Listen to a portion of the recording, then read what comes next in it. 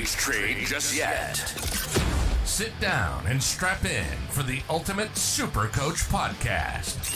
It's time to win your leagues and dominate your mates. This is the Dual Position Podcast, hosted by Whisperer and Adrianasaurus.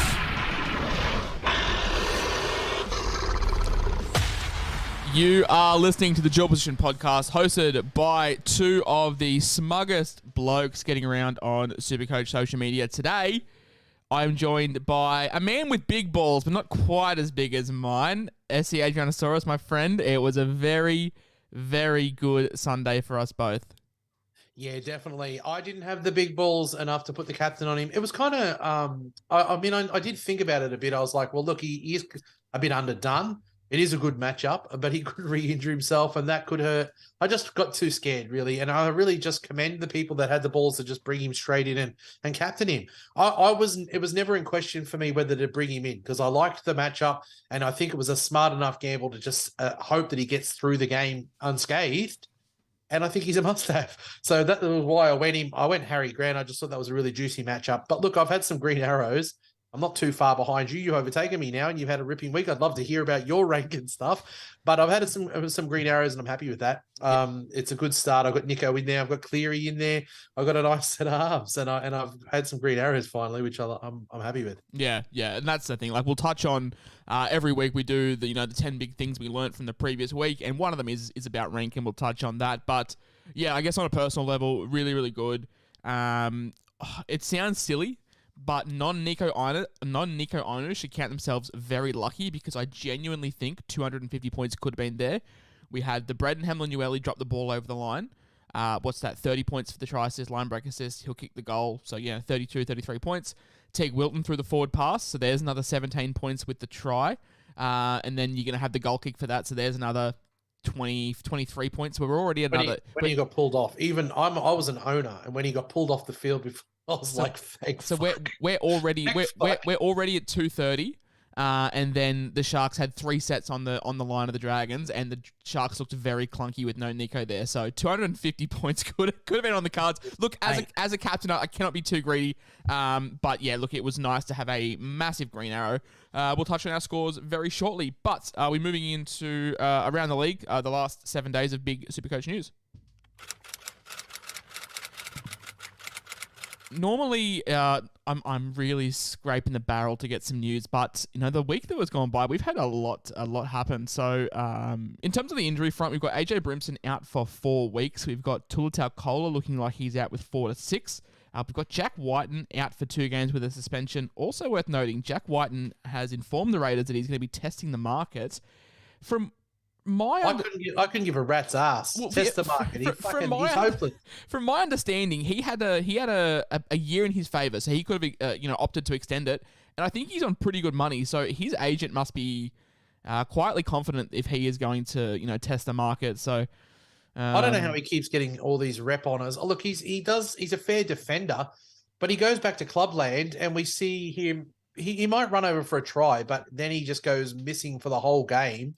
I reckon the Raiders have got massive problems in their halves, and he's a running 5'8". I just reckon he's not a 5'8" at all. And it's like Suaalii going over to Union. I'm just sort of like, Jack, don't let the door hit your ass on the way out, mate. Honestly, because it's not enough. He doesn't do enough, and I don't give a shit. So we have the Supercoach experience in the chat, and they have said Whiten to the Sharks. So I think Jake might have got the login details tonight, and they've gone to say Sharks to win the comp. So I think Jakey might, be having the login details tonight. I think I'd rather Moylan. I tell you. So yeah, Jack Whiten's looking like he's testing the market. Clint Gutherson is moving to centre apparently. The Parramatta Eels are looking for a game-breaking fullback, which is baffling when Gutho is. Well, you hear it? Who they reckon it's going to be Jaden Campbell? They might be interested in. I mean, Gutho, depending on what you like from your fullback, you could argue Gutho's top 5 based off effort and what he does for the team. If you like a flashy fullback, yeah, Gutho's not your guy.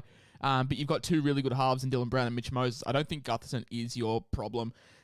So yeah, I don't understand that one, but Eels each their own. Probably the best story of the week. Angus Crichton back at training. We love to see it. Definitely. Some absolutely filth going around on social media with some of those screenshots. I'm sure many of you in the chat and listening have seen them. Discussing stuff from reputable sources. So it's fantastic to see that he's back. I think the Roosters are saying, give him 3 or 4 weeks to get his fitness back up, and then we could see him back on the park, which the Roosters, they are missing some quality forwards. So seeing Gus back would be, fantastic. Yeah, definitely. I mean, he's one of the elite players in our game. He's somebody that I think I hate the Roosters, but I love watching Gus run around. So, even if you hate Gus, just from a personal standpoint, like if you hate Gus as a player, even like Gus as the person, like it's just great to see that, whatever he is dealing with is on the mend, which is fantastic. Isaiah Yeo re-signs with the Panthers. I wanted to put this in here because I wanted to give Isaiah Yeo raps. Now, he's not my Supercoach cup of tea, but I know he's very consistent and people, do like to pick him. I'm always wary of blokes signing contracts, but Isaiah Yeo is not the kind of guy that strikes me as the bloke that signs a contract and then pulls up stumps. No, not at all. He's somebody that you can see every single week. He runs out with pride. He should have pride written on his jersey. He's not going to shirk, even if it was on 200K a year. I don't think he'd play any different. If he has pride in his jersey, I don't think he's signing with the Sea Eagles anytime soon. Moving on, Jeremiah Nanai. He is going to be missing 2 weeks with his suspension. Sean O'Sullivan is out for 12 weeks with his torn pec. That gives more. I don't think Katoa needed By more. Milford. Yeah, by Milford, of course. I don't think Katoa needed more security, but it's just he has it now. It's unfortunate for Sauce, but Katoa's fine. And Tassie New looks like he's out for 4 weeks, so someone like a Jack Bostock comes into consideration. I've had a couple of questions around him, but 4 weeks gets you 2 price rises. Is that worth a trade in? I mean, best case scenario, Bostock makes 100K in 2 weeks. That's best case scenario, and then you're trading him out. So you're spending 2 trades on 100K. Is it ideal? For me, no, but I can see the appeal if you're trying to find funds elsewhere. Let's move into the 10 things that we learnt from the week gone by. Shout out to you, my man. You wrote these because I had no motivation to write them. We have a few enormous ceiling blokes in Supercoach, and going a week without them could kill you. This reeks of... I don't know if we're being knee-jerky here off the back of, Hines is 180, but it does reek of, late 2021, when if you didn't have Hines, you didn't have Turbo, you didn't have Cleary, you go wrong with your captaincy. And you saw it this week. You went Grant, which was a safe, popular pick. Like, if you look back on it, Grant, I still think is a fine play. But when you have a guy that gets 180, it blows everything out of the water. Yeah, definitely. And that's the thing too about Hines and Turbo. They don't even have a shit floor. So you never get burnt too hard if they don't go quite as well as they are. Cleary, Turbo, Hines, even Trell. I mean, Trell doesn't have he doesn't have too many huge ones in him. There's some of these 150, 180 is season changing, and that is why he's on the most traded in this week, because people don't even want to watch him for one single more week. And that's kind of why we said get him. I wrote songs about it. I wrote a rap about it in today's TLT, trying to tell people just get him this week, even if he's got to buy. Well, that was he could go 100 plus, 150 plus again this week. That was the thing last week. Like, you and I were very much in the camp of, if you don't buy him last week, wait until the end of the buy. I am still of that opinion. But I was always thinking in my head, like, what score does he have to get to really throw a spanner in the works? If he came out and got like a 110 in his first game back, is that enough for people to rip their sides apart? 180, obviously people have rose-tinted glasses on, so they're going to be doing it, and I can understand why. But yeah, I was very curious, sort of looking back on it, being like, shit, like, what was his cutoff for people to be like, look, we'll just wait. 180 obviously blows way past that. I was probably in the... He doesn't even look like he's going to lose money now. So no. And if you've got if you've got a strong play when he's on the buy, I just reckon, I mean, I'll get Hines in. I'm going to plan on holding him for the rest of the year. I mean, I think he's still a sneaky chance of maybe partnering Cleary in the halves in Origin. Yeah. Shout out to the Rugby League Guru, who obviously we all know, who was famously against Nico Hines, came out, took his licks, and I think he said what you said. Like, Nico Hines not only a gun, but at 900K, he is a cash cow. Yeah, fucking hell, mate. Like, that's we were saying on last week's one, we haven't seen a big daddy, Karaz, but no one's going to captain him.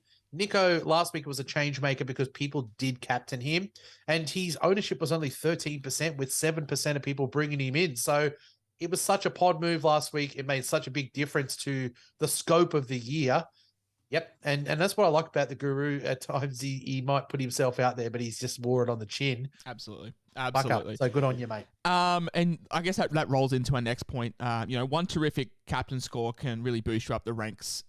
We will touch on, that. I guess it's probably more me. We'll talk about here in terms of my team because, I rose 31,000 spots in 1 week. So, we'll touch on that more in detail. But yeah, one terrific captain can set you back. And mate, we've said this for 3 weeks. Like, you and I have people in our DMs whinging and complaining about their rank. All it takes is for you to not own Cotter and he goes down. All it takes is you to not own Tohu and he gets a poor score. Like, these sliding door moments so early on are what really dictate your rank. So that's the thing. Like, if you started with Garrick at the start of the season, like if you started with Garrick in round 1 knowing he had the buy in round 2 when he turned up, of course you're going to get off to a hot start. Like, it's small things like this that will add up over time, but one big captain score definitely does boost you up. The New South Wales halfback combo could and should be Cleary and Nico. I think Nico is the kind of guy that doesn't need to be that dominating, controlling 7 like Cleary. Like, we saw Nico get like 3 offloads and take 2 hit-ups in the first 10 minutes. So, I mean, he's definitely better than Luai. He won the Dally M last year and he started, he's only 1 game, but I reckon that could be the bloody halves. And if not, I still reckon we thought he's a good chance for the 14. He's got to be a ripping chance for the 14. Ripping chance for the 6 as well. I think you made a really good point there. Selling those bottom dollar cheapies, just be careful with them. They have no value and could kick off in money making. Someone asked me this today when it comes to Ben Murdoch-Masila. Bum. Absolute bum. But in saying that, he's playing 65 minutes.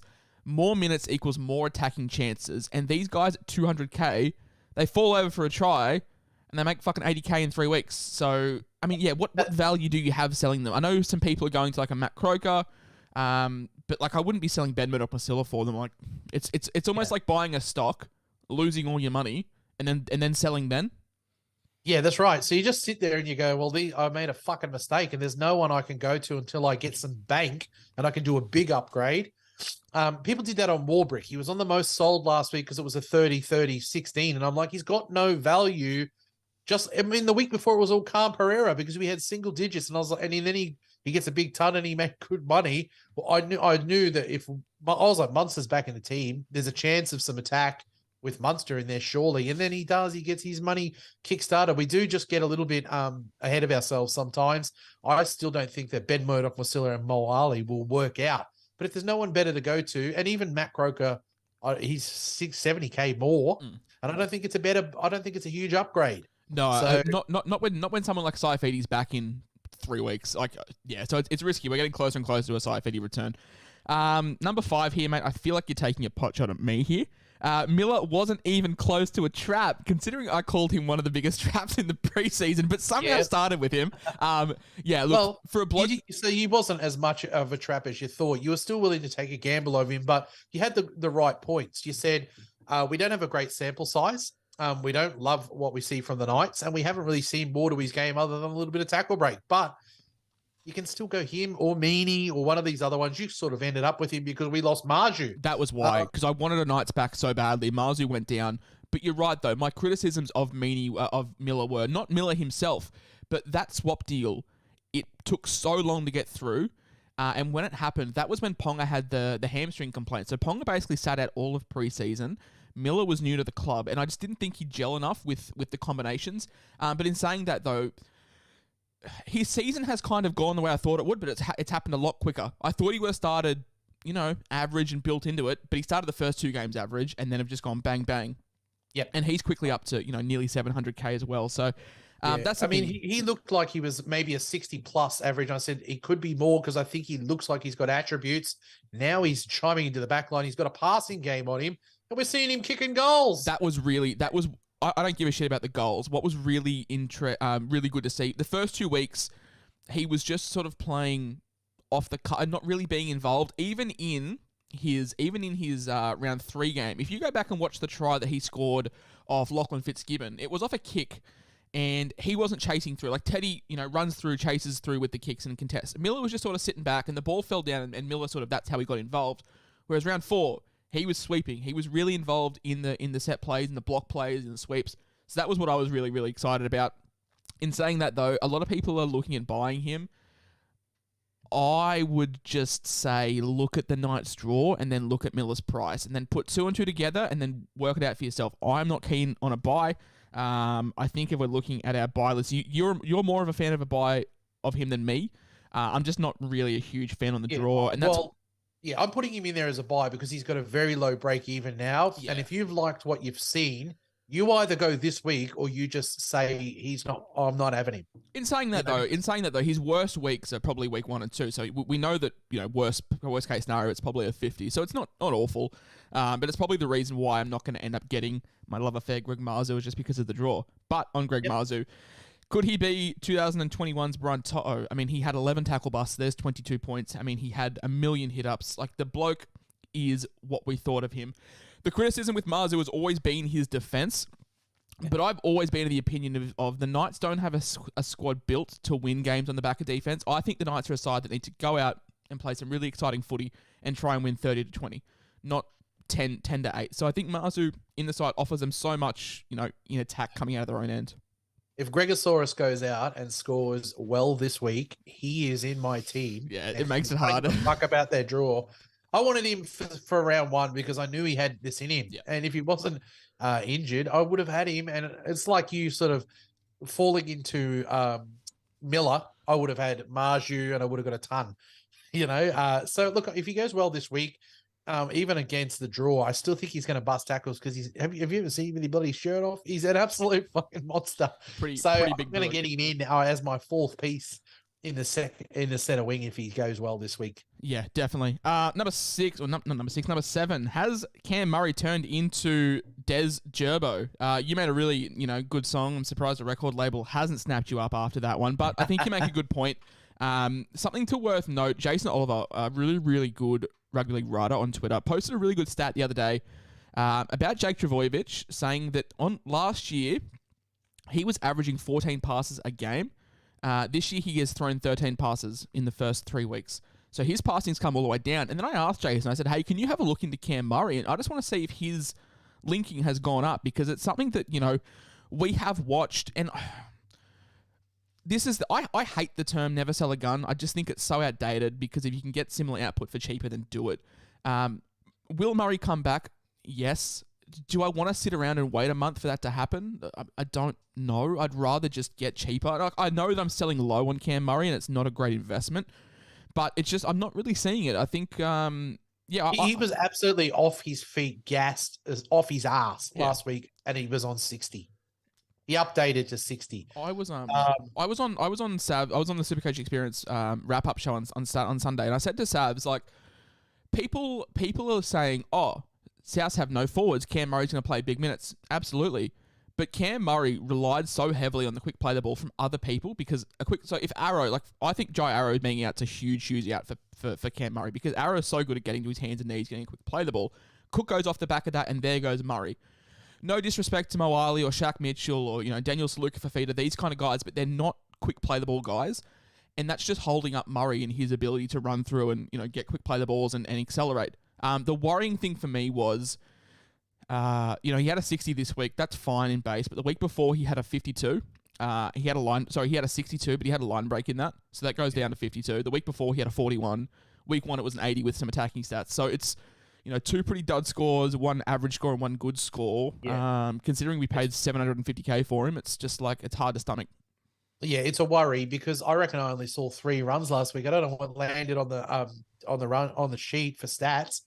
And I'd be interested to see how many passes. I reckon he did at least 15 last week alone. Yeah, I will definitely chase up that. I'll try and chase up that stat on terms of his link play because that may be affecting some people and sort of what they're, looking for when it comes to sort of his overall stats. Did have 19 runs, but only for 124 meters. So we're not getting the plus 8 meter hit-ups. That's the thing. 19 runs is great, but that's only 19 points. You chuck in the 50... NRL is in for 57 tackles, but they count flops. I think Fox had him closer to 40. So you chuck in 40 points in tackles and, 19 points in hit-ups, and it's just cool. they're stats that I can get from a 400k 2RF. Well, that's right. I mean, Preston is doing the same stuff, exactly. Forward. So, look, I think people are doing it this week because he's up against an 80 this week at BE, and you never trade a gun because I still think that he could get an 80 this week. He did it in week 1, but I've got to do it. I'm playing Schuster, man, as my starting set of 5'8", and I always had the plan to get Dillbag. So, there's got to be people that you sacrifice, and I think you got to put a value. That's what you said. It's an outdated process because you never trade a gun. A gun is down. Teddy had a 50-50-60, and if you had pulled the trigger on Walsh at the time that you did, and you got his first 100k, you can go straight back to Teddy and make money on it if you want. So you can work at an equation where there is a price on selling a gun. I'm not saying that Murray's done. I'm not saying that you can't hold him, but we're getting actually some great value out of these cheaper players this year, and then it kind of invites you to take a punt on selling a gun. What I will say on Cam Murray is if you don't sell him this week, I don't think you sell him at all, because if he doesn't hit his break even, if he gets a 60 this week, I think he's well and truly bottomed out, and you have no value selling him.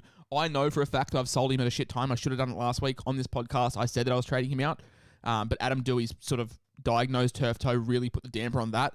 But yeah, I feel like you need to put a line in the sand here. You need to either put your flag in the ground and say, fuck it, we're going to weather the storm, or, hey, let's just cut our losses and we'll bring him back. Am I for 1 minute saying that I'm not going to own Cam Murray again this year? No, absolutely not. I probably will. But I want to see, peak Cam Murray come back and then we'll bring him in. Number 8 here. You can own Sharks players again. This was why we were so keen on Teague Wilton, why we were so keen on Talakai, why we were so keen on Ronaldo Mulatalo, because with Nico Hines in the side, they're a point-scoring powerhouse. And hell, it wasn't even that left-hand side. Sione Katoa, I think he had a 68. I mean, Jesse Raymond had 120, and Britton Nicola had a 96 or something. Nicola's been sensational this year, and yeah, I don't think you can go wrong with owning any Sharks back. I'm still really keen on Ronaldo, and I think some long-term plans for myself, Ado, would be if I'm not liking what I'm seeing from Miller with the draw, and he has, got to 730, 740, Miller to Ronaldo could be definitely on the cards, but you make a really good point here. Sharks players are assets, and we saw just how much Nico gets everyone involved on both sides. Yeah, it was a scary watch, and it was those people who had taken a punt on Mulatalo. We saw an okay score out of it. If you held on, I saw that he was still owned by people last week. Well done, and Nico back, they're a totally different outfit. Yeah, absolutely. If they didn't have the buy next week, I'd probably buy Ronaldo this week. It's just, I'm still in the similar mindset of if I'm going to hold off on Hines, I'm going to hold off on other guys as well. Number 9, do we need to remind you not to chase points? Example, A-Ray. Yeah, a lot of people were buying Adam Reynolds last week. There was a couple of other, high-owned guys that flopped that, didn't go too well. I think some people after Harry Grant's big score, they jumped on. And look, Harry Grant's not chasing last week's points because he is the staple, but it just goes to show that not everyone is alike, and not all these big scores are going to remunerate. Have a look at why. I mean, Adam Reynolds is not a half that gets through a whole lot of work, and he's not the main half. So, for example, Cronulla Sharks, they have Will Kennedy at fullback. Will Kennedy is very good at running the ball. He's not so great at being a ball player. So that means Nico Hines sits a little bit deeper in attack, whereas the Broncos, for example, Reece Walsh is a very, very capable playmaker. He's very, very, very, very capable of getting really bullshit try assists as well that we'll leave. But yeah, Don't be salty. just have a look at especially your low base guys. Have a look at how volatile they're going to be, and have a look at sort of the team makeup around them and how involved they're going to be. A-Ray was a 50 and a 60, which is not enough in the halfback. Yeah, you got just over a ton. He went 104, and everybody just went, oh, okay, well, that's the move I can do. I think people would have been... Well, imagine last week your move is A-Ray and other people took the ballsy move and went Hines, found the money. It's a huge swing. And I just don't think... We talk about can they compete with the main guys. In halfback, there's not a lot that can compete with him. Those two. And last point, Cam Munster, he makes the Storm way, way better. But does he make Grant better or worse? Obviously, we saw no Munster. So Grant laid on 3 try assists and got a ton. Munster comes back. Grant reverts to a shoveler. I'm seeing a lot of knee-jerk reactions here and asking to sell Grant. I'm not selling Grant. I mean, he's still the best hooker by far in terms of overall points scored. and that will maintain throughout the season. But yeah, it probably just it's not the 90 average people were hoping for. It's probably closer to say 75, 77. Yeah, you definitely see a points reduction on a no monster because he didn't run out of half a lot last week because Munster slaps him on his thigh when he wants the ball. Doesn't have to say anything. He doesn't mind a chat. And like a good dummy half, he respects an elite playmaker in the game. He gives him the ball. Also, the Tigers, believe it or not, the Tigers were actually one of the best sides at defending hookers when it comes to Supercoach. So I guess it wasn't too much of a shock. Grant's someone that relies on quick play the ball as well. So they just didn't get forward. I do think Grant does miss someone like a Nelson Asfa-Solomona as well. So when he comes back, I think Grant does go back through the roof. Let's have a look at the host recap from the week gone by. Yes, so 1,348 for the Ramsey Rehabs. Really, really good. Top 1% score of the round. Yeah, I mean, when you captain... I hate captaining Thursday. I hate captaining late Sunday because that's it. Everything hinges on one game. At least if you captain like the middle of a Saturday, you're like, I've got some more footy to enjoy. I was none from 10, so I was leading no games. Yeah. You looked out at your league's leading. It says none from 10, and I finished on 10 for 10, which is really nice. But it all hinges on one game. Yeah, you're just sitting there like, fuck. Yeah, has to pull it out here. I'm screwed. Yeah, but obviously, Nico Hines did that fantastically, and the boys went from a 37k rank up to 4,192, and that gives me a points total of overall. Of 4,422 overall points. But, yeah, inside the top 1K, and I'm pretty sure I'm like 150 points outside the top 500. So it's still very, very condensed. Yeah, it is. And that was a big jumper for you. But like we said, all it takes is a good captain. I finished with the 12-10, and I'll just let you know quietly that if I'd have captain Nico, I would have finished on more points than you. Easily. Yeah. Because I have a good squad. But I'm not going to hold that against you because you friggin' deserve it. If you do it, I still had Nico in. I sort of half did what I was supposed to do. Well, not what I was supposed to do. What I had half the courage. Yeah. I finished with a 1,210. I was just glad to get some green arrows. It was 7,000 green arrows for me. I'm into 4,000. Oh, sorry, I'm into 5,412. You're 30 points. You're 30 points behind me, and there's still 1,500 ranks separating us. Yeah, so I'm okay with that after 5 rounds. I'm just really glad to get a player in to make a move that worked out well for me. See some good arrows, green arrows on the board. I've got a total score of 4,396. I'm just happy. I'm happy with it. That's what I've always, and that's the thing. Like, I see some people that have scored 1,100 this week, and they're thinking, "Woe is me." Like, don't compare yourself to my team, for example. Like, I was a top 1% score for the round. So that's an anomaly. But if you have a bad week and you hold ground, that's a massive W in my opinion. If you have a poor week and you haven't lost massive ranks, that's fine. That's totally fine. Yep. I've got a bloke who's like, I got 1175, 80, no Hines. And I'm like, well, your team is fucking awesome. Yeah, that's a positive because when you do get Hines, and it's fantastic. And that's the thing, like, if you're gonna miss a massive score, last week was the week to do it because like barely any of us owned him. So that's the thing. On the fantasy side of things, I did bring in Hines as well, but I didn't have the balls to captain him. I think if I captained him, I would have been like top 700 players. So I had to hedge my bet somewhere. I had to be like, look, if we're going all in on Supercoach, I can't go in on both because I'll be a fucking disaster. What's your rank in that? I'm playing that, but I'm doing I am about 3,000th. So I'm in 34,000. So I'm going shit house. I had a win in a head-to-head because we're in a cashy in there, so that's all I care about, really. Yes, the Rugby League Fantasy Pros, they do like an X Games, and I won that last year, so I'm going to try and go back-to-back, hopefully try and be the quote-unquote best Supercoach player and fantasy player combined. That's the goal. I'm gonna try to, but I won't try as hard, I promise. But yeah, that's the host recap, really good. And the thing is, mate, and another thing that, we talk about how getting a call right is fantastic. You and I aren't sitting here stressing. We're not thinking, fuck, where do we find 900k? Because we've already got it. So another thing for you Hines owners out there, I guess that's a positive that you're not having to worry about making that blockbuster trade. You're not having to sit there and think about, shit, do we do it or we don't? So that's always nice. Like my trades this week were pretty simple. I didn't have to worry about too much. Your take, not mine. I didn't end up getting, any things this week. I was too busy. But in saying that, we will address last week's ones. The reason I didn't get any hot takes this week is because I knew we were going to be spending a fair bit of time. I mean, we're half an hour into this podcast already, and we're not even halfway through. So, last week the FPL spot says Cleary to surpass his break even of 161 as a non-owner and someone that was eyeing off buying him. I'm very thankful this didn't come in. Nearly 100 points under his break even, so nice price drop there. Friend of the show, Aman Talk, said Holmes 100 versus the Titans. That didn't come in, but actually, Ada, let's spend some time talking on Val Holmes because he doesn't feature in our buy, hold, and sell. So let's quickly have a bit of a chat about him. Yep. Fuck. He's fine. He is fine. Like, I don't know why people are stressing. I think because guys like 69 in the center wing, man. Like, I think guys are stressing because Carraz, Miller, Garrick, they're all flying, right? Yeah. Okay. Has Val done what we want him to do? No, obviously. He's only lost 57K for the whole year. Like that he hasn't lost huge money at all. In the center wings, you get 100 and fuck, you make back all the money that you've lost in 3 weeks. He's gone 63, 47, 67, 69. I ain't punting any high 60s center winger. Hey, people are paying 750K for Payne Haas, who's getting like 70s. And Val has the upside. So just chill out. I mean, that's just my opinion.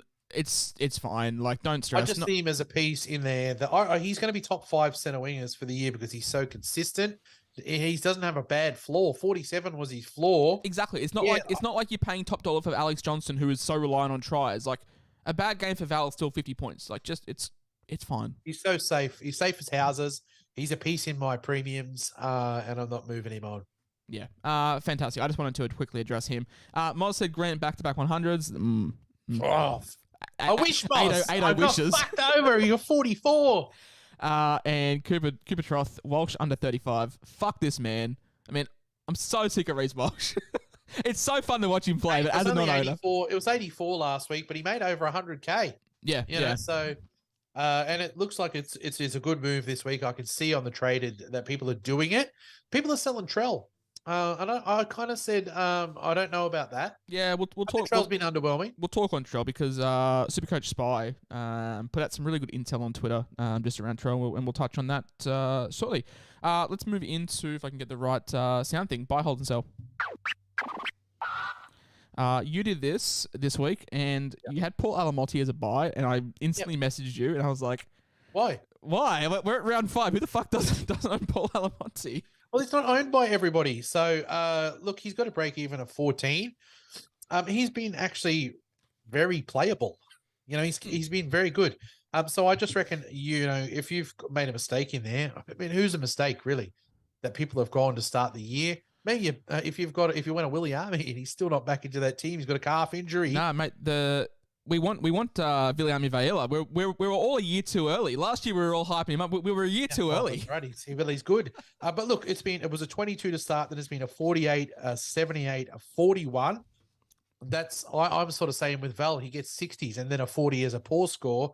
Alamotti is a safe play. I didn't play Khan Pereira last week because he's up or down. I didn't play Warbrick. They scored more, but I was still okay with Alamotti going out for the 44. I think the Dogs will find their range, and if you don't own him, I reckon. Yeah. I want to go off on a tangent the same way we did with Val Holmes. Josh Schuster. Now, I'm seeing a lot of people being like, "Oh, Josh Schuster, he's fucking terrible." Josh Schuster should have finished the game on 55 points. We can all agree that, right? Like, we can all agree that and if he scores 55 points, do you have this discussion where you're like, "Oh, Schuster's shit." He goes 60, 55, he's near bottom dollar. I mean, the 22, it's just not a 22. Like, I played him, and I'm not even fucking worried. Like, it's I played fine. him too, and I knew that they got dudded, so I don't even see it as a 22. I see it what it really would have been if they'd refereed it. I see it as a 60 and then a 55 for a guy that's 200 and something K. Yeah. Look, I still think he's a buy. He's got still a low break even. I know that it was a 22, which is going to sit in there for a little while, but he allows you moves this week to do great things in your team.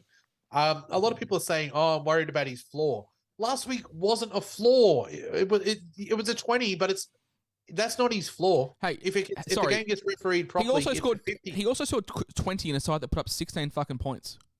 So I think his average is more like a 50, 55.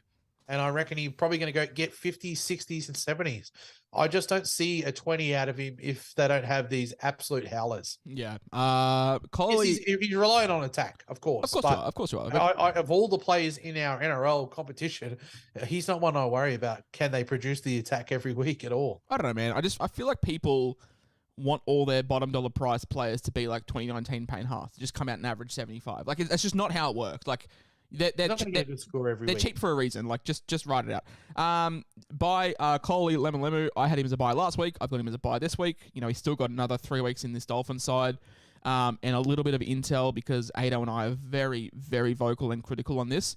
Supercoach, Actual NRL have basically told people who want to pay who gets dual positions, which I think is a disgrace because you can start planning your trades out weeks in advance if you have that information. So for anyone that hasn't paid, Lemu will be getting dual. He will be getting centre wing 2RF eligibility. So that's something just to keep in your notes because when it comes round 6, then it's not sprung on you. We're telling you it now. But yeah, I mean, he scored 58, I want to say, something like that. Yeah. Yeah. So, you know, he's 350. And he's been good every week. Yeah. I reckon he's what a surprise. But not a surprise because I actually thought once I saw the transition in the second row, I thought he looked really good. He's got the right body shape. He's mobile. Yep. I reckon he looks good. Absolutely. Now you've got Lockie Miller as a buy. Yes. I don't. Well, yeah, because you own him and you've enjoyed it. No, it's just that. Yeah, I guess it's the draw. I mean, buy him this week, sure, but I think this week's the last week to be saying buy. Yeah, well, that's why I've got him in there because if you've liked what you've seen from him, if you don't go this week, he's going to go up too much, and I think he doesn't warrant the price tag that he's going to be on next week. No, and that's the thing. Like you're paying the price next week, then coming into the hard draw. At least if you buy it now, yeah, you're still overpaying, but there's still a little bit of room to make. Let's talk Nico Hines because I am still putting my toes in the sand.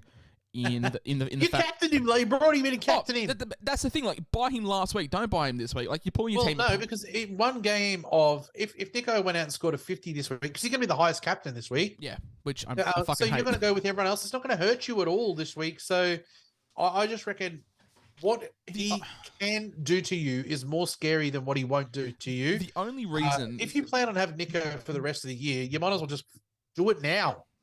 Sell Murray down to Preston and do it. The only reason why I am not keen this week, if he was the only clear-cut captain, then I would say yes, because his value comes in captaincy. I wish I could play you my rap on Nico. I've played it on my podcast. I did a rap. Do you have it saved? I've got it right here. Well, then play it. Just go. Oh, all right. Where is it? Yeah. It's outrageous. Yeah. Enjoy, everyone, for the next 2 minutes.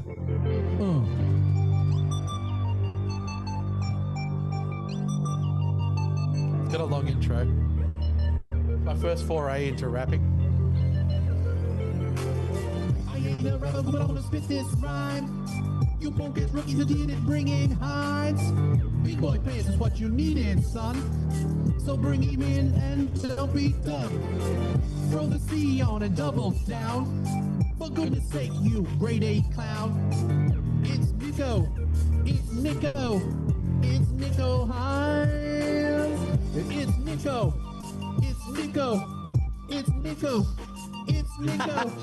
It's Nico. It's Nico. It's Nico Hines. That's all I'm giving you. But there you go. That's a wrap. I just reckon you just get him in because, look, if you're going to go into a buy, like we all knew that Turbo was going to have the buy in round 2 and we were willing to pay that price. He was at a good price, but we just saw Nico get a 180 last week. He looked absolutely amazing. He could do it again this week. Maybe not a 180, but even if he went 120, let's just say you got a 120 this week. Do you think it's worth it? Because you're going to hold him for the rest of the year. You're not going to sell Nico once you bring him in. I'm not saying that he's a bad player. Fuck, please. But all I'm looking at it is like you're going to have to rip your team apart to get him in for a week. And well, is it ripping it apart though? Because we've got underperforming Cameron Murray, and you've got these Prestons and Fords, Hopgoods. Everyone owns Hopgood, but if you could downgrade Murray to Preston, for instance, and it got you Sam Walker, people are going, on the most traded out is Sam Walker. Not a massive Yeah, jump. I mean, that's probably the only exception. But like, I'm seeing people like discuss trading out like Tino or Fafita or like like Carraz. Then it's not worth it. But the only thing is though, like if he was the only clear cut captain, I would get behind it more. But we've got Turbo versus the Knights. We've got Cleary versus the Raiders in bunch of misfits. So you've got what is it now? Fuck you. We're shit. You've got two good captain if you don't have options. to break your team, that's what I reckon. If you don't have to break your team, and that's kind of talking Sam Walker. Murray is the only quote unquote premium that I would sell him for this week. Yeah. So I just reckon if you get him in this week, I reckon he's going to ton up. I don't think there's nothing else, but he tons up. We'll do a couple of rapid fire ones.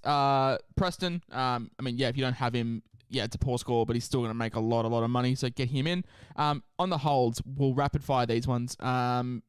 You put Cam Murray here. I think this one comes down to personal mentality. I think it comes down to whether you're going to bite the bullet and just say, fuck it, we're going to cop the price rises, he'll come back, or you're selling to Hines. It's the only world that I would sell Murray for. In saying that, I'm selling him for other reasons. That's right. I'm going to sell him too, but you can hold Murray. The scores haven't been for shit. Oh, no. People, and myself included, have probably made it out like he's the worst fucking player in the world, but just more so for the value that we're paying for him, and there was others. Like if 2RF was dead and these cheapies weren't performing, then no one talks about Murray. But the fact that we've got, I could rattle you off 5 or 6 names that are cheaper that are doing the same thing. Tohu Harris, really, really unfortunate for owners here, because I feel bad for owners, because you're like, fuck, I really wish I prefer him to be out. Yeah, well, that would have made the decision easier, and I am an owner. He looked like he was absolutely in all sorts last week. Couldn't even play it the second half, but he's been named, and it's the last game of the round. Yeah. And Trell, I wanted to touch on Trell because, as I said before, SC Spy posted on Twitter that we know Trell picked up a knee knock a couple of weeks ago, and since then his tackle busts have been down historically. And to the point where last week he didn't even record a tackle bust, which is just not Latrell at all. Wow. So he is obviously not 100%. And if you're a non-owner, I'd be very much watching this situation, because I think we're going to be able to pick him up at a very, very cheap price when South's, really click into gear. If you are an owner though, however, I'm just holding. I can't get behind selling Trell. Has he ever played a game since his debut where he hasn't had a tackle break? Oh, it's like so un-Trell. Moving into the sell category, we've got Adam Dewey here with his turf toe. In saying that though, if you did hold last week, he scored 54 against Melbourne, which it's not terrible. Not the worst. But Dane Laurie has been got him in 5'8", haven't they? Yeah, and Laurie's been dropped for fitness reasons as well. So I think Dewey's spot at fullback safe. I know there was some issues about him taking minutes, but would you go? He's close enough to Dillbags, and I know Dillbags has a hard matchup this week, but their draw is about to open up big time. Yeah. Maybe you hold him for a week. For a week, definitely. And Dillbags has got a pretty high break even. I think he's 110, 112. So one more price drop out of Dillbags and go from there. Tricky Trindle, named on the bench, move him on. Tanner Boyd, this one you can go either way. He's been plodding along. He's made back the money that he lost. He's breaking even, but it's not what we wanted from him. He's playing like a traditional half, and he's sort of closer to the line rather than at the back. Sell Ruben Cotter for the exact same reasons as last week, injured, out for a while. And sell Luke Garner. Notice we haven't mentioned Zach Hosking. If you want to go out and buy Zach Hosking, I understand. I totally understand. Me personally, however, I'm going to wait a week. I just want to make sure that Liam Martin and Luke Garner don't take it, but you're pointing your finger at me, so I'll let you have the floor. Yeah, I just want to wait one more week, because it's not I would hate to recommend to people to just go. Look, I jumped on Walsh. I did that on my podcast. I came to realize, I was saying to people, don't jump after week 1. And I did it on Walsh, and he was on nothing at halftime. But you see, it's the Panthers. Garner is the big name. I think, there's a chance that Garner. What's Garner out for this week? Niggles, I think Niggles. Also, it's not unheard of that he comes back in next week. So it's good to me, but he is one of those ones that falls into the circle of wait for one more week. It's a weird one, because if you send me your team and say, hey, I'm buying Hosking, I'm not going to say no, don't do it. But at the same time, I'm not going to say, yeah, go out of your way and buy him. So it's one of those. It's a Nico. It's a Nico all over again. You need to work out how much. It's a risk reward, and that's why people are like. People have said I'm bringing in Marju, and I'm like, okay, yep, do it. Oh yeah, but I can see why. I wouldn't do it. It's not my cup of tea, but I can definitely see why. Yep. Let's talk captains, because they were pretty crucial last week. Last week we had Nico Hines as the second best option behind Harry Grant. This week Hines leapfrogs. He's back into number one. Nico Hines, the best captain option. I cannot wait for him to score 35 this week because everyone buys him and everyone's captained him. I'm pretty sure 20% of people have brought him in this week, which is fucking huge. That's huge. I mean, people are like breaking team to do it. I'm going to captain him though. I mean, this week, I will.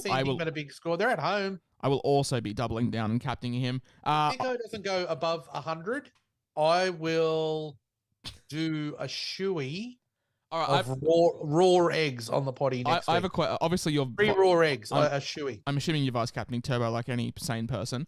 Yes. What does Turbo have to score for you to take the loop? Look, this year I'm probably I'm going to Ben Murdoch, Mozilla, and bloody Moali. I reckon I sort of put the figure at 130 plus. Yeah, I was thinking 140. I was thinking 140. Yeah. If it's under 130, I don't even think about it. It's just because I'm planning for a Ben Murdoch Mozilla 12-point affair. Like that's what I plan for. So yeah, it has to be 140 for me, but it makes it very interesting. In saying that, Turbo is my number 2 captain option. He is my vice captain. He'll be Ado's vice captain. Pretty clear he plays early in the week in Mudgee against some bottom feeder. I can't remember who, but some bottom feeder. Number 3, we've got Nathan Cleary against another bottom feeder team.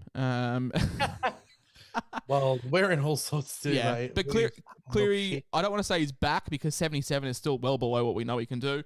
That field goal, that's something, mate. Clutch. He should have done the ice in your veins on that. I know they lost the game, but some of these, it's a pity the Raiders. Shout out to Junior Paulo for making that game interesting. Yeah, having a couple of weeks off, but mate, some of these games to start the year, as an NRL fan, man, I'm just like cheering for shit. Because someone was like, "Oh, why don't you buy all the other bobbleheads from, the other teams?" I'm like, why would I? I fucking hate the other teams. But I've just enjoyed watching some moments from other teams this year, and that was a great moment. Even Moses, man, like signed the contract and then to kick that field goal. He would have gone home and absolutely fucked the shit out of his missus that night. I'm the king of the world.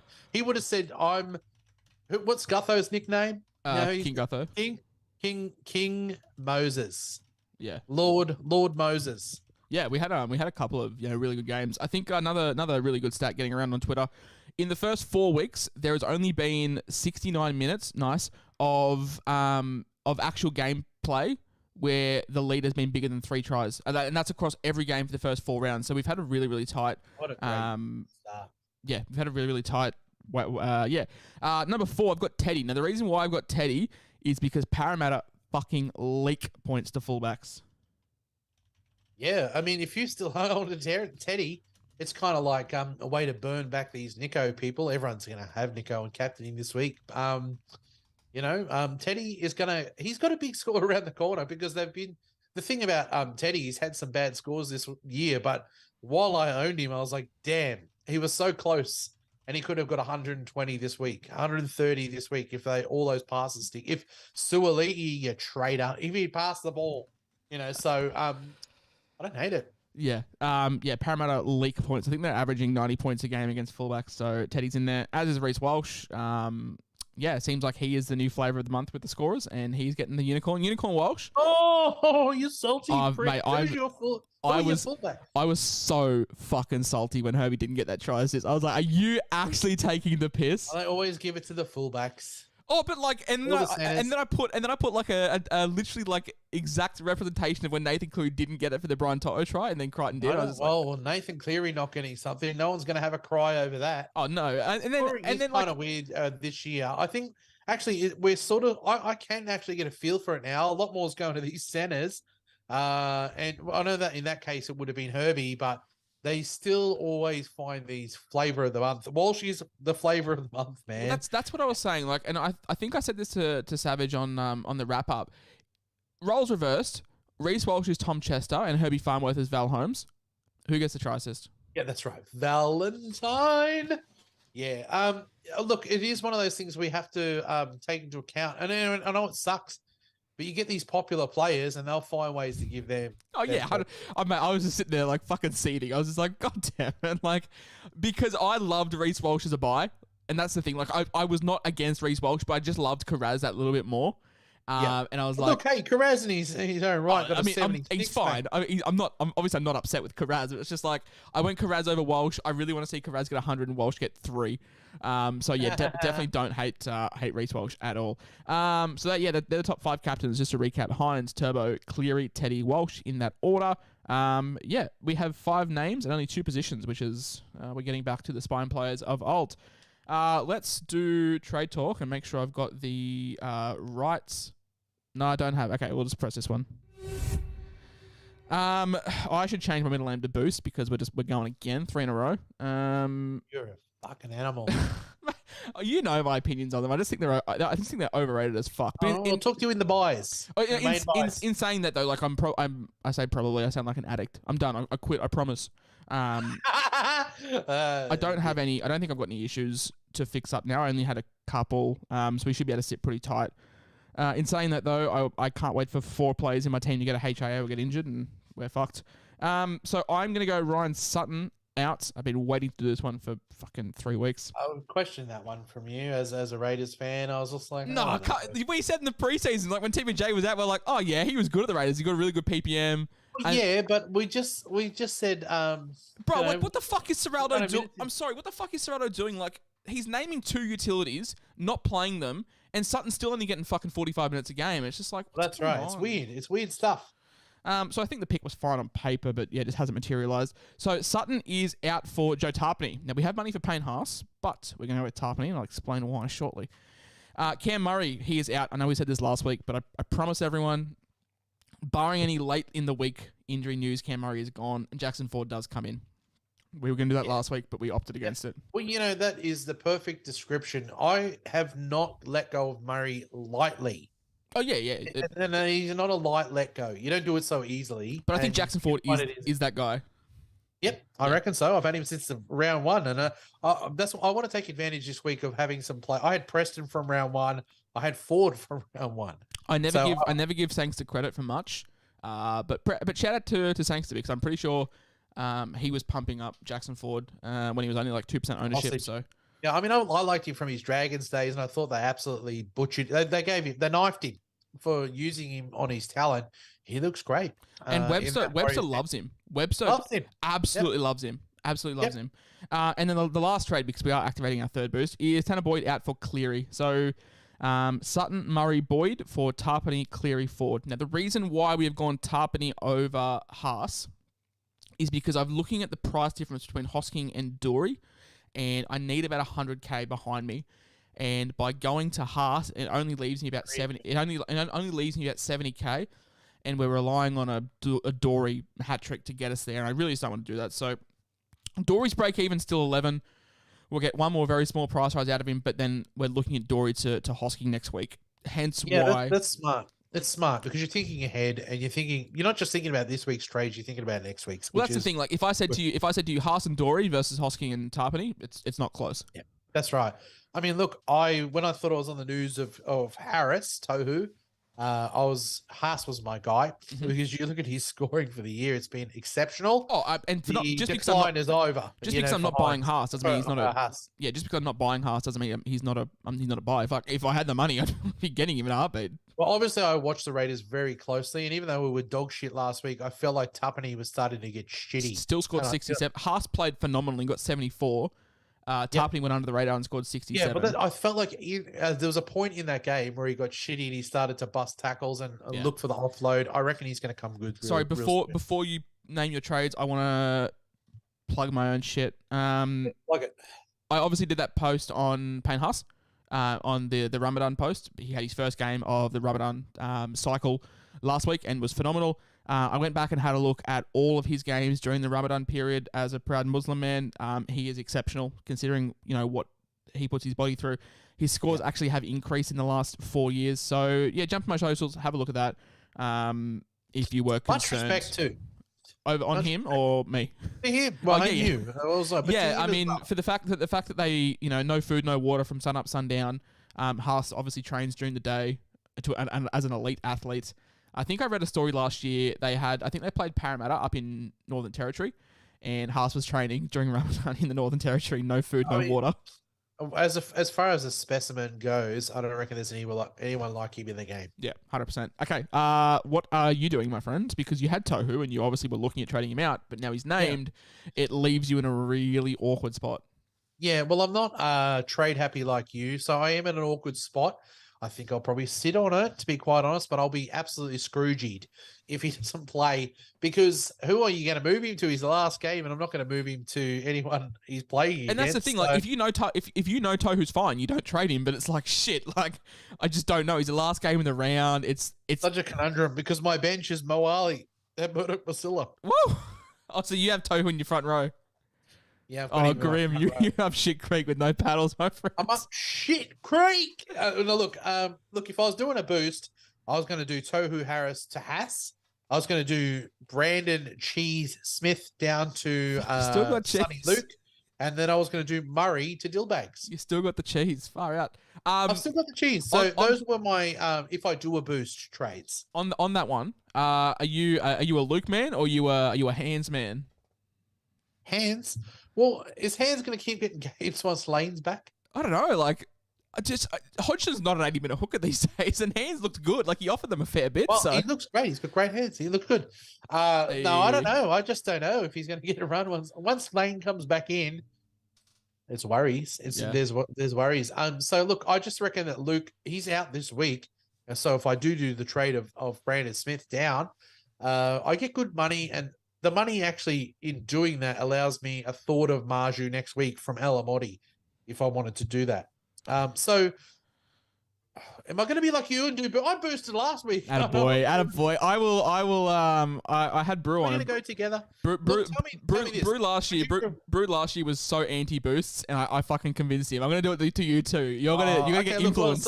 Look, I reckon Haas in. I have worries about Tohu, and I don't know if it's a gamble that scares me because he couldn't even play at the second half last week. I'm so surprised he was named. Yeah, it's gone. It's gone from an ACL test to an MCL to he's playing. To just a couple of. He's Matt Dory. He's Matt Dory us again. He's Matt Dory it. I mean, look, I love Tohu. I mean, trying to save this week doing 2 trades, is I think it's good business. So look, Brandon Smith down to Sonny Luke gets me the bank to go Murray to Dillbags. And then I've got over 100K left to get Alamotti up to Marju if I want to do it next week. Awesome. So what do you think of those? I think that Sonny Luke, when he comes back, Brandon's averaging 34. I reckon he's probably more like a 45, maybe 50. I reckon that's probably Sonny Luke. I think the thing with Luke is, though, like, we had concerns over his PPM, and like we saw that when he didn't get the attack. Look, I want it to work because I'd love to downgrade Reid Marnie. But yeah, I mean, I think your trades are fine. It does hinge on Tohu, which is not ideal. But let's answer some questions. First one comes from some fucking nobody called Adrianasaurus. What kind of fucking name is that? What a fucking loser! Why are you dinosaur themed? Would you move on from Taruva early if it was necessary to get a gun? And obviously, you and I were chatting about this off air, and I think this is a question that does go to. To branch on a lot of people. I know we've recommended Alamotti as a buy, but you could also recommend he's a sell. My team value is not as high as some other guys, but I'm of the opinion if you can lock in some fucking players you're not going to have to worry about, like Fafita, Cleary, Hines, Turbo. Like, if these guys don't go up in price and I lose money on them, I don't care because I'm holding them all year. So, yeah, if you're moving on someone like Taruva, who has been fine, like, he's been good, like, he's getting 50 points, he's going to break even this week of 3. Yeah. You know? Obviously, like he's not your classical sell, but if he's your only way, like for example, someone like a Warbrick or a Khan Pereira, like these guys have massive ceilings, so they can just make a bunch of cash really quickly, and they're the ones I would hold on to. With Taruva, like if he's your route to a Garrick, a Marzu, a Miller, a Karaz still, like if he's your route, yeah, I understand because you're gonna hold those guys all season long, whereas come around 27 and you're picking a side when the coaches have named half their teams out. Are you like loving or even like round 26, grand final week? Are you loving picking Taruva or would you rather pick Garrick? So that's the thing. Like obviously, yeah, a break even of 3 does not scream sell for Taruva. But if he's your only route to a gun, yeah, mate, I definitely think that's it's viable. I mean, I want Dillbags because I'm playing Schuster. So my main question is, do you cull him or do you cull the cheese? That's who I'm going to cull. And I feel like the cheese could get up and running and The score sort of 50, cheese. 60s. I don't know. Be a decent backup when Harry Grant goes off to Origin. Yeah, I really want the cheese to work because he's a Kiwi and he'll be fucking golden through the bye period. So I really do want the cheese to work. I want that Megan to know. So I'm just asking you, who would you sell out of cheese or Taruva if it got you what you wanted? I just reckon you should captain Nico and not have a fucking issue, mate. It's pretty. Well, that's no help. No, look. I'd probably sell cheese. Yeah. I mean, look, Sonny Luke's going to come good. I reckon he's going to be 40, 50s once he comes back. He does rely on attack, but they look shit when he's not on the field. You compared to, well, shitter than when he's on the field, in my opinion. So I'll get him in. Let's just go Sonny Luke. Lovely. Second Solution asks, might have a cracked phone. I need to pull this up. The Second Solution asks, how far out do you start planning for the big buy rounds? Would you be hesitant trading someone that you know will have the buy in round 13/play Origin? I think Payne Haas is a really good example of this because all preseason we were basically saying guys like Harry Grant and Payne Haas after round 9 they become kind of null and void for the next 10 weeks. It's tough because that's another reason why I've gone Tarpany, because he's not going to have the Origin affection. He does have the duel as well. But what are we in now? Round 5. Your big buys come in round 13. So you've still got 8 weeks. I still think that's enough time. Like if you're looking at someone that doesn't play round 13 now, I think you've got enough time. If we were in round 7, round 8, different question. Yeah, I agree. I reckon there's a time where you start thinking about it. And I do. Once I start getting to those 7, 8 sort of rounds, I'm like, who's playing the first buy? Look, we're all, do you own Fafita? I do, yes. Yeah, so we're obviously going to sit him because it was a 90+ last week. He just gets points so easily. We're going to hold him. And he's not, so Fafita, so I sold Teddy for round 4. I sold Cleary for round 3.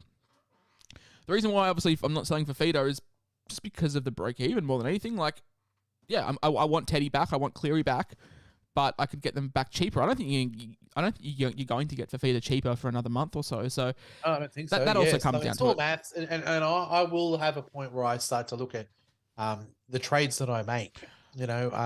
Look, I reckon I feel more comfortable relying on the cheese than I do Sonny Luke when Harry Grant's out for Origin and over those buys, because there's going to be a lot of times we're going to have to play my backup hooker. But I want to do it because it's going to give me money for Marju next week. So that's why it's the move for me this week. And I'm going to have to play Sonny Luke if he doesn't make enough money to get me up to someone better. Yeah. So that's the price you pay. Also, I just wanted to quickly note, we're in round 5 now. So I'm pretty sure the free trial of Supercoach Gold for a lot of people that don't pay for it would be running out. And a lot of people are probably asking, where do we find break-evens? For your new Supercoach, for your experienced players out there, you know exactly what I'm going to say. For your new Supercoach players, just Google NRL SC Stats. Fucking wonderful website. I use it daily. They have a section on there with the break-evens on there. It might not be straight away. It might not be Monday after lockout, but it generally is done by sort of Tuesday afternoon. They all put them up. Is there a way to give this bloke some fucking money? Yes, you can definitely donate to the guys, which I highly recommend. Anyone who's used it, anyone who's a serious player has always used it. So yeah. I'm going to go find. After this, I'm going to go give them some money. Probably because I've had 7 beers. 47 beers. But yeah, so new players, NRL SC Stats, Google it. Break-evens are on there. Breakdowns. I'm sure you listen to a lot of podcasts that refer to base or base power or evading stats and like how do you see those. Everything's listed on there. Wonderful website. Off on a bit of a tangent. And the last question we have today is from Dano99. Are people writing off guns too early with mass people selling the likes of Cleary, Murray, Tedesco, Munster and Toe? In the long run, you'll burn trades to get them back in. Munster, I think, is the anomaly here because he was supposed to be out for 3-4 weeks, so I'm happy to write him off. But Cleary, Murray, Tedesco, Toto, I mean, I don't know who's selling Toto. People think everyone has to fucking score 100 every week. Like, Brian Toto scored 57 points and did nothing. Yeah. Chill. Now, Cleary, Murray, Tedesco. The reason why I have sold all 3 of these guys, I started with them and sold all 3, comes down to so early on in the season, I want to be generating as much cash as possible as I can. Would I sell those guys in round 18, round 19? Absolutely not, because I want to be setting up for the run home. But so early on, I have always been a very aggressive trader. I'm sure I'm sure people have worked that out already. I'm using boosts heavily to fix my team. I want to be generating cash. I want to be fixing mistakes and getting better guys in. Ado is a prime example of this. He traded Teddy early for Walsh and got absolutely hammered. Teddy has lost 120k or whatever, and Walsh has made piles. So it goes into that. It's a 300k price swing. But in saying, you make a financial move, yeah. In saying that, though, Walsh has also been the best fullback in terms of total points scored. So it's worked out for you there. I mean, Murray to Ford, yeah, look, people say, oh, they're going to score the same points. Absolutely. But it's what the money does elsewhere. So if I can go from a back rower scoring 60 to a back rower scoring 60, which then upgrades a halfback from, say, 55 to an 80, that's where the value is. Yeah, selling Murray for Ford isn't gaining me points, but it's gaining me money to upgrade elsewhere. Yeah, we start with these guys like Murray and Cleary and hope that they come out and brain it from round one, because that's what they've done in their history. But if they are below that sort of history and are below that glory highness that they are of a player, they start to get financially like they look like a risk. And it's like playing the stock market. You've got to just go, okay, I'm going to sell Murray. I'm going to do that for a couple of weeks. I mean, look, even holding off on Cleary just for him to get a bit of a drop, that could be the difference in your finances to do something that you want where you get him back again. It's all about decisions. Also, what I would say is try not to have an ego when it comes to your trades. I did that in 2021 where I just put my feet in the ground and said, fuck it, Nico Hines is not coming in my team. Munster will come back. Pappenhausen will come back. He'll never come back into my team. It burnt me really bad. So if you make a mistake, rectify it. And yeah, like I bought in Reid Marnie. I thought he would be the second best hooker after the first 2 rounds. It hasn't worked out. I'm looking to move him on. Don't be so stubborn in your trades. Just because a player is a gun in the years gone by, if they're not producing, then move them on. Don't buy into this narrative of never trade a gun. In saying that though, if Cam Murray comes out and scores 95 this week, fair play to him. But and I'll never say to someone when I sell Cameron Murray and he goes and scores a 95 this week, I'll say you're a fucking legend. Because you held him. Yeah. He's a gun. You never trade a gun.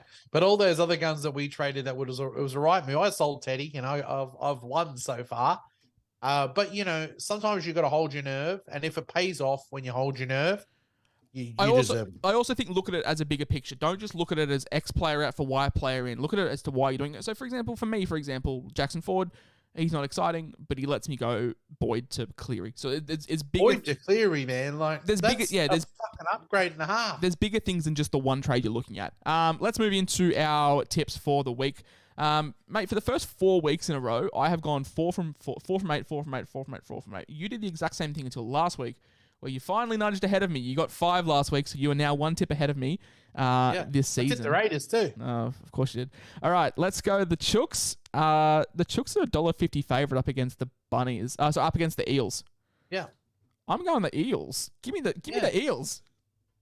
Well, the Eels were good last week. It was a rousing win. It was like one of those sort of, confidence building wins. I think Maddo back made a big difference. I think if any of you guys play Draft Stars or Game Day Squad where you have guys that are cards that rely on points, Regan Campbell-Gillard this week with no Paulo, I think is going to be fucking huge. I'm tipping the Roosters. Oh, spicy. Okay. Yeah, I reckon at home they're going to be good, and I reckon this could be the game. I was happy that you mentioned it. I reckon this is the game that Teddy stands up and says, hello. If Teddy finishes with 140, I would not be surprised, and well done to those who held. Yep. I am going the Parramatta Seals. The Milk up against the Penrith Panthers. We're not the Milk anymore. We're Forklifts. Oh, are you? Yeah, we're Forklifts. Canberra Milk's moved to Sydney. Fuck. We're not the Milk anymore. Up the Milk. Anyway, I'm tipping the the bloody the Panthers. Who were the premiers for 2 years in a row? That one with like the the greatest halfback of the last 25 years. Oh. That guy, that team. Yeah. Well, I'm tipping them. Yeah, as am I. Not much more to say. Another great game. Fuck, we've got 2 good games. A ripping game. The Bunnies up against Melbourne. I don't think I've ever seen Melbourne as like $2.50 betting underdogs in many years. Huge. I'm going the Rabbitohs. Yeah, I am too. Actually, I thought last week they hit a confidence. They got a lot from that. It was an important day. They delivered on that big day. I reckon they grow from that this week. Slogfest through the middle. It finishes 8-6. Christian Welch finishes on 5 offloads, and he gets 70 points. Oh, do I have him? I sold him. Well, you're hoping not then. The Red V up against the Finns. Get your Finns out. The Dolphins are actually... Well, you've skipped the Manly Seagulls. I would too. Fuck 'em. fuck. Okay, Manly versus the Knights. Manly. Yeah, Manly too. The Finns are the underdogs in this game, which... Surprises me a bit. Yeah. I mean, Look, the Dragons. they were good The for 40 Dragons were minutes. rubbish last week, but I wouldn't be surprised if they don't bounce back this week. They were good. They were good for 40 minutes, and then they fell apart the same way they did against the I'm tipping the Broncos. Finns. Do we have a new faders? The Dragons, you know, they were in it with the Broncos, and then Reece Walsh tore them apart. They were in it against the Sharks, and then Nico Hines tore them apart. Who's going to rip? Anthony Milford. He's going to wind back the clock. He'll put on 70 points in the last 10 minutes, Supercoach points, and... Well, I want to say O'Sullivan's a big out. Yeah, isn't he? That's He's huge. been so good for them. But what I like about them is they're a defensive team. The Dolphins, I reckon they hold their nerve better, and that's something the Dragons have done very well. Yeah, I think they played really well. Considering the occasion and considering, you know, a Pakistan Corp. They're I in think that game. They played, and you got to remember, Tessie New played on one leg the entire game. I mean, Cody Nikorima went down very early, so they were backs against the wall. And yeah, I think Wayne Bennett's built a really, really good culture there, up the Finns. The Brisbane Broncos up against the West Tigers. Fucking hell. Mate, this is going to be 100 Hang on. points. I wanna It's going to have be 80-0. I want to have a look. In terms of betting markets, the Broncos are more of a favourite than the Panthers are against the Raiders, and more against Manly and the Knights. So the bookmakers think. Oh, hey, you know, I'll tell you why. Because the Raiders made the 8 last year and got to the second and week beat of Melbourne. finals. And the Tigers, where did they finish last year? Mate, hey, I don't think it's ever possible to finish lower than the Spoon, but Yeah, well, so that's why. we're going to do it. Raiders They're going to will do be it. more We're in going to do it this year. I'm tipping the Broncos. Yeah, same. The Cronulla Sharks up against the New Zealand Warriors. Hashtag Let's Gone Warriors. Hashtag Up the Wars. Yes. Look, they're much improved, the Warriors. Aren't they? They're much improved. They're in the top bloody It looks four like or some it looks shit. like the Bulldogs got the wrong Panthers assistant coach.